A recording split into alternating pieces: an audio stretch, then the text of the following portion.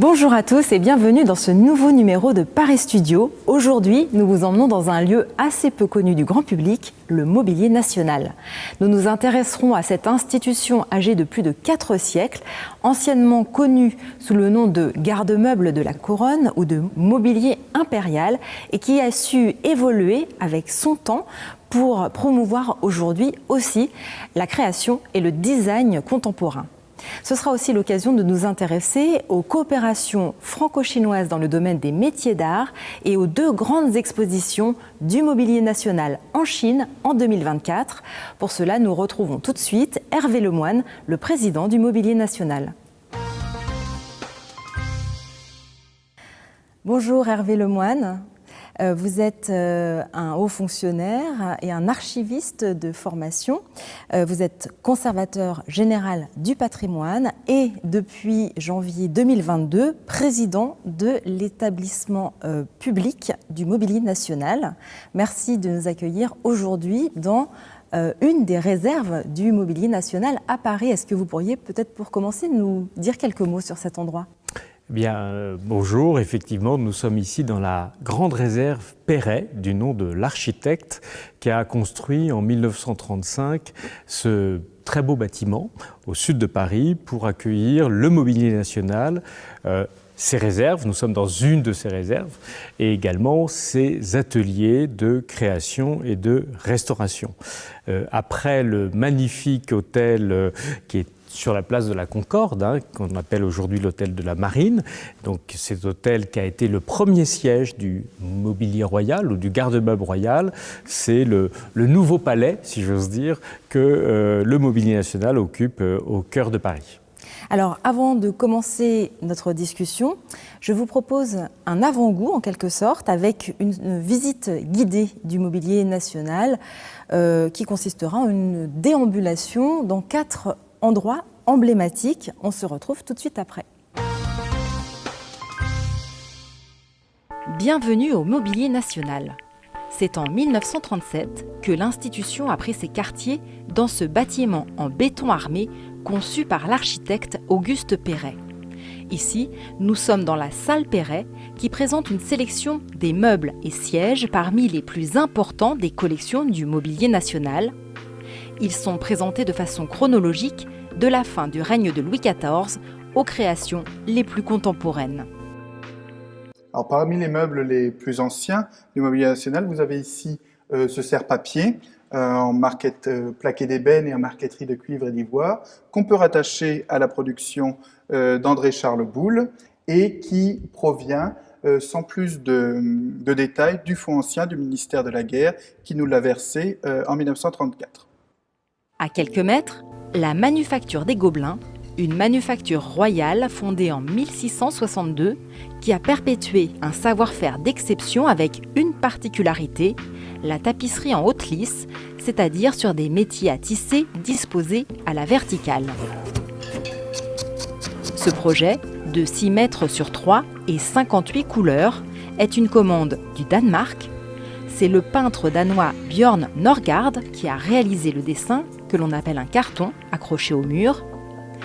La tapisserie commencée en 2020 doit être livrée en 2025 ou 2026 pour meubler une salle d'un château au Danemark.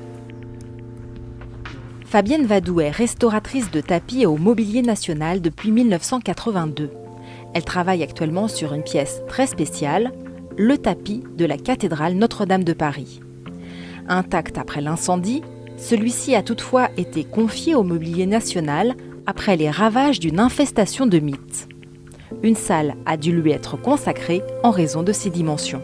C'est un tapis qui date de 1833. Il y a des mensurations exceptionnelles et hors normes pour un tapis de savonnerie, même pour tout autre tapis d'ailleurs. Je crois qu'il n'y a pas beaucoup de plus grands tapis. Il mesure 25 mètres de long, il est en 2 parties, mais il fait quand même 25 mètres de long sur 7,50 mètres à 9 mètres de large. Et il pèse 1 tonne. Place à la création contemporaine et au design. En 1964, le ministre des Affaires culturelles André Malraux crée l'ARC, l'atelier de recherche et de création du Mobilier National. L'idée, promouvoir un design français à la pointe de l'innovation.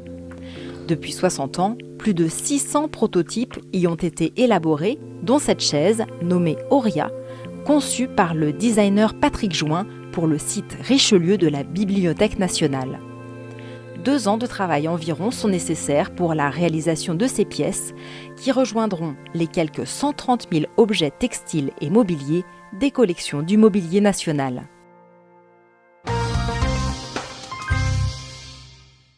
Alors Hervé Lemoine, le Mobilier national, c'est une institution qui a été fondée au XVIIe siècle et qui a pour objectif de créer et de restaurer le mobilier qui se trouve dans les palais français.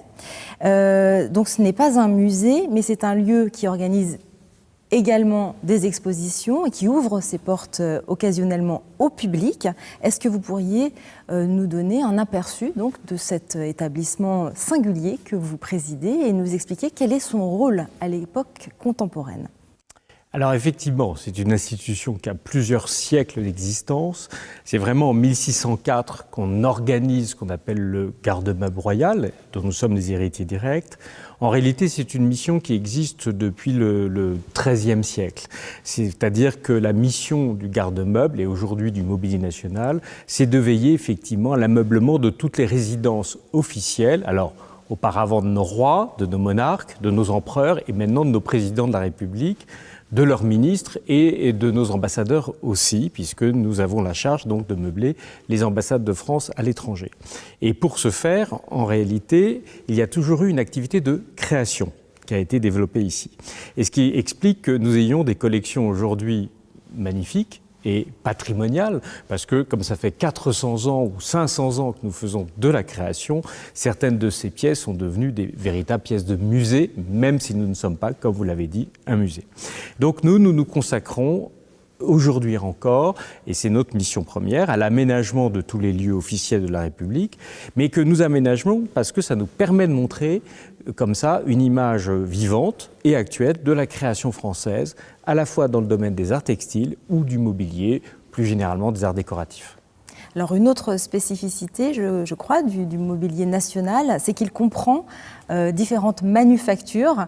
La manufacture de tapisserie des Gobelins et celle de Beauvais, la manufacture de tapis de la Savonnerie et les ateliers de dentelle d'Alençon et du Puy-en-Velay. Dites-moi si je me trompe. Absolument, vous avez absolument raison, tout à fait. Et donc ça, ce sont des manufactures qui étaient des manufactures royales et qui sont détentrices évidemment d'un savoir-faire ancestral et d'excellence et qui sont toujours en activité. Pourriez-vous nous dire quelle est leur vocation aujourd'hui ? Leur vocation, c'est justement, elle est triple, je dirais. D'abord, d'entretenir des savoir-faire plusieurs fois séculaires. Ça, il y a cette mission de conservatoire de savoir-faire. Il y a aussi une mission de transmission et de formation pour que justement ces savoir-faire ne se perdent pas. Et enfin, je dirais, et c'est peut-être ce qu'il y a de plus intéressant, c'est d'utiliser ces savoir-faire plusieurs fois séculaires au bénéfice de la création contemporaine. Pour être très clair, on ne continue pas à faire des tapisseries aux Gobelins comme on les faisait au XVIIe ou au XVIIIe siècle. On ne refait pas des histoires du roi ou des histoires d'Alexandre le Grand. Non, on travaille avec des artistes d'aujourd'hui.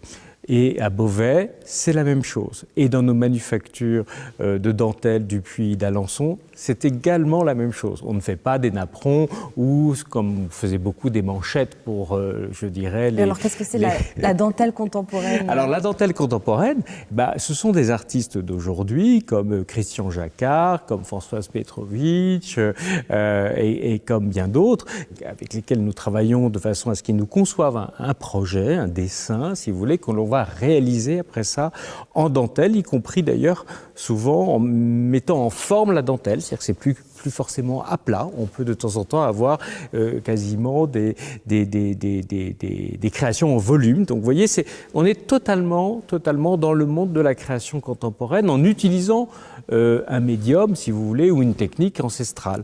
Notre principe, ça a toujours été d'utiliser des savoir-faire plusieurs fois séculaires, mais au bénéfice de la création contemporaine, et on le fait dans tous nos ateliers et nos manufactures. On va parler maintenant un petit peu des relations avec la Chine.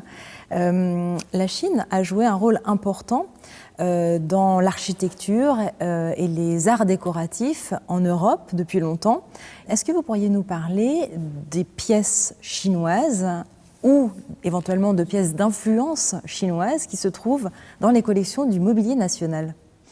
Alors, la Chine a toujours été effectivement une source d'inspiration, je dirais, pour la création française dans le domaine des arts décoratifs.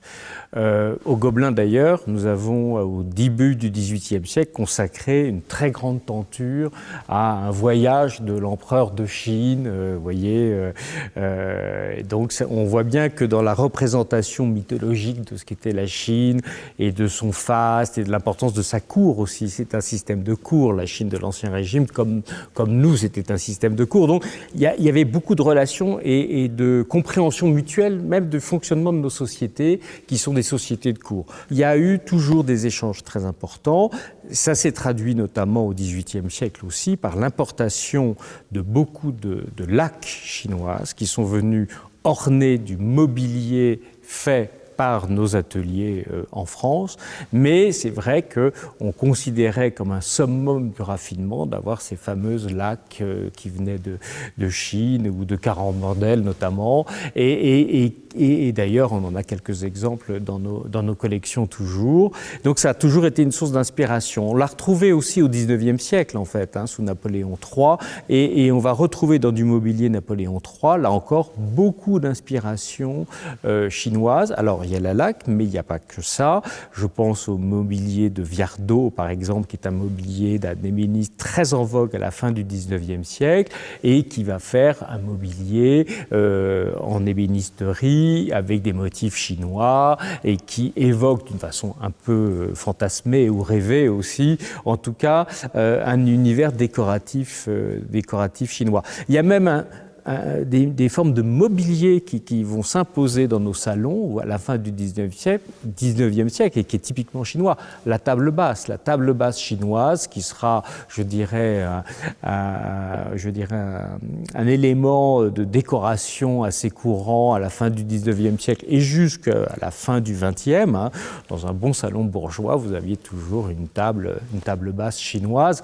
Donc il y a toujours eu des inspirations très fortes et je dirais qu'aujourd'hui encore, chez certains de nos créateurs, on a une inspiration forte qui vient de la Chine, avec par exemple, je pense à des artistes comme Zhao Wuqi bien sûr, mais peut-être même comme Hans Hartung, ce qui est moins attendu, avec lequel nous avons fait beaucoup de tapisseries et qui a toujours été fasciné par exemple par la calligraphie chinoise, et donc on retrouve aussi beaucoup dans les arts décoratifs français ce motif de la calligraphie chinoise comme un élément de décoration tout à fait populaire, je dirais. Alors il y a aussi la porcelaine qui a été aussi un domaine dans lequel la Chine a été très inspiratrice pour les manufacturiers européens. Il me semble que la Chine a même, d'après l'histoire de la porcelaine en France, qui est une histoire elle aussi très riche, la Chine a joué un rôle de stimulateur. Elle a poussé les Européens à rivaliser d'inventivité pour essayer de trouver des formules permettant d'obtenir des produits de la même finesse que ceux qui venaient de Chine. Il y a eu aussi la recherche du kaolin qui a eu son importance dans cette histoire. Est-ce que vous diriez que cette stimulation a joué un rôle aussi dans l'histoire des arts décoratifs en Europe ? Oui, absolument. Alors, pour ce qui est de la porcelaine, même, je dirais qu'on a on a essayé pendant des décennies de voler même des secrets de fabrication de la porcelaine chinoise, qui était la plus fine qui soit, notamment au XVIIIe siècle. Et donc, ça a été non seulement une source d'inspiration, mais la Chine a été précurseur de ce point de vue-là, dans la maîtrise de cette fabrication de la pâte à partir du kaolin. Et d'ailleurs, il y a eu il y a quelque temps une exposition à Chantilly qui faisait un parallèle entre la porcelaine française et la porcelaine chinoise et qui a montré qu'on a toujours cherché, à certains égards, à imiter la porcelaine chinoise, qu'elle a toujours été une source d'inspiration extrêmement forte. Dans le domaine des arts décoratifs, la Chine a toujours représenté un absolu, là aussi, de raffinement et de maîtrise technique aussi, parce que c'est ça qui caractérise les arts décoratifs, hein. C'est à la fois l'idée de la forme ou de l'objet, mais c'est aussi la maîtrise technique qui est associée, je dirais, à la matière et à la maîtrise de la matière. Voilà. Or, là, de ce point de vue-là, les Chinois ont excellé dans beaucoup de domaines, pas uniquement d'ailleurs de la porcelaine. Le jade, c'est aussi une des grandes sources d'inspiration, ou en tout cas, voilà, l'argenterie aussi, il y a des pièces magnifiques. Enfin voilà, donc il y a beaucoup de domaines comme ça dans le domaine des arts décoratifs pour lesquels la Chine a toujours été une source d'inspiration, soit par l'iconographie même d'ailleurs des modèles représentés, soit par la maîtrise technique que la Chine a vraiment, pour laquelle la Chine a été vraiment précurseur, je dirais. La Chine, où le secteur culturel est très dynamique, avec de nombreuses créations de musées, de galeries ces dernières années, une création contemporaine très riche. Shanghai figure aujourd'hui parmi les premières places mondiales sur le marché de l'art. Vous avez accompagné Emmanuel Macron lors de sa visite au mois d'avril 2023, en Chine donc. Qu'avez-vous retiré de cette visite ? D'abord, j'ai été, comme vous le dites, absolument non seulement surpris, mais évidemment très heureux de voir la vivacité et le dynamisme du secteur culturel en Chine, avec une multiplication des acteurs et des investissements extrêmement importants, d'ailleurs dans la construction même, hein, d'ailleurs d'équipements culturels, et aussi l'intérêt porté à toute forme de coopération culturelle, notamment avec notre pays, avec la France. Et c'est pour ça que le président de la République est parti effectivement en Chine avec une délégation économique, comme toujours, mais aussi une délégation culturelle. Et je dois dire que les échanges que nous avons eus avec nos homologues chinois ont été extrêmement intéressants, enfin très prometteurs en termes de projets, très porteurs de très nombreux projets. On voit que toutes et tous, nous avons de plus en plus de relations avec la Chine et de projets que nous pouvons construire avec nos partenaires chinois. Et évidemment, ça c'est tout à fait passionnant et intéressant, puisqu'une nouvelle fois, alors là je reviens dans mon domaine des arts décoratifs, mais c'est vrai que la Chine est un pays d'une telle tradition dans le domaine des métiers d'art et des arts décoratifs qu'on voit qu'il y a d'autant plus, je dirais, de correspondances ou de projets à construire ensemble.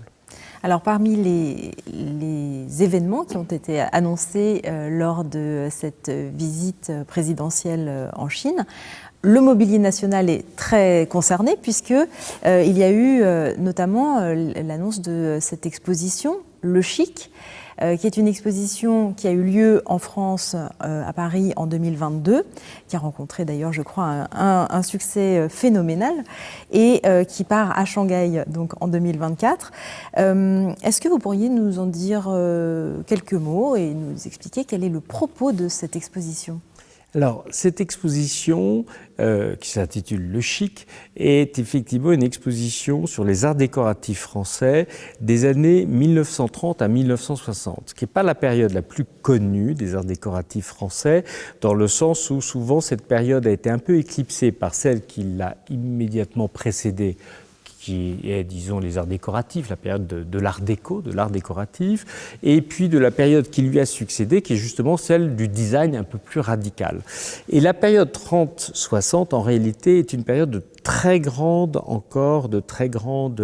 richesse en termes de création, avec des très grands décorateurs qui étaient connus d'ailleurs partout dans le monde, et je pense à des gens comme Leleu, Poyra, Franck, enfin voilà, qui sont des noms qui résonnaient partout dans le monde, qu'on avait un peu oubliés. Ils étaient tombés un peu dans un purgatoire. Et donc l'objectif de cette exposition, c'était de montrer de nouveau ces grands décorateurs, ces grandes créations dans le domaine des arts décoratifs. Je dirais, on est vraiment dans la tradition des arts décoratifs français, et c'est ce qu'on voulait montrer. Et je crois que nos homologues chinois ont été séduits par cette exposition, où ils ont aussi découvert ou redécouvert toute cette période très active de création française dans ce domaine des arts décoratifs. Et ce qui les a séduits, c'est également la très grande diversité des métiers et des savoir-faire qui ont été en quelque sorte mobilisés ou convoqués pour donner naissance à ces pièces et à ces œuvres. On en a été, nous, évidemment, ravis. Et du coup, ils ont souhaité que cette exposition puisse être installée à Shanghai, dans un bâtiment en plus absolument magnifique, puisque je crois que c'était l'ancienne légation britannique qui était à Shanghai, qui est un énorme bâtiment qui vient d'être restauré. Et donc, cette exposition sera, je dirais, un des événements qui est marquant, je l'espère, de la commémoration, évidemment, des 60 ans de relations diplomatiques entre la Chine et la France en 2024. Voilà. Donc on est très heureux de ça. Et je vous dis, ce qui les a séduits, c'est vraiment clairement toute cette diversité des métiers, des savoir-faire qui étaient nécessaires à la création de ce mobilier si particulier des années 40, 50, 60. Il y a une vraie appétence, je crois, des Chinois pour les métiers d'art et le design. C'est quelque chose qui est assez présent. Est-ce que vous l'avez constaté, vous, dans vos voyages, vos relations avec vos homologues aussi chinois ?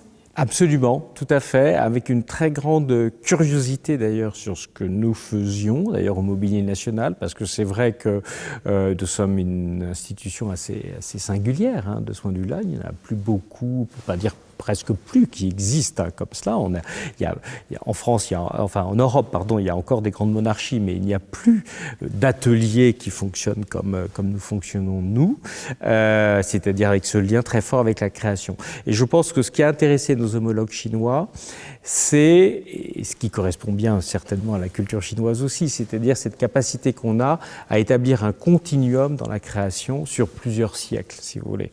Et ça, c'est quelque chose qui les intéresse, je crois, beaucoup, et qui est très particulier aussi à notre institution. C'est-à-dire que le fait que l'on puisse dire que pour une exposition qu'on amènerait en Chine, on puisse aussi bien y exposer des pièces du XVIIe, du XVIIIe siècle, avec d'ailleurs des laques chinoises, ou bien des pièces totalement contemporaines, c'est quelque chose, ça, qui les séduit beaucoup. Et le fait que nous soyons, et qu'il n'y ait pas eu de rupture d'ailleurs dans notre histoire pendant des siècles et des siècles dans l'histoire même de nos ateliers, de nos savoir-faire, ça c'est quelque chose qui les a, je crois, beaucoup intéressés. Toujours en 2024, le Mobilier National présente en Chine une exposition sur le thème de Napoléon qui s'intitule « Napoléon, les palais disparus ». Une précédente exposition sur Napoléon avait eu lieu toujours en Chine en 2014 à l'occasion du 50e anniversaire de l'établissement des relations diplomatiques entre les deux pays. Qu'est-ce qui vous a donné l'envie de faire voyager cette exposition en Chine, à nouveau à Beijing cette fois-ci ?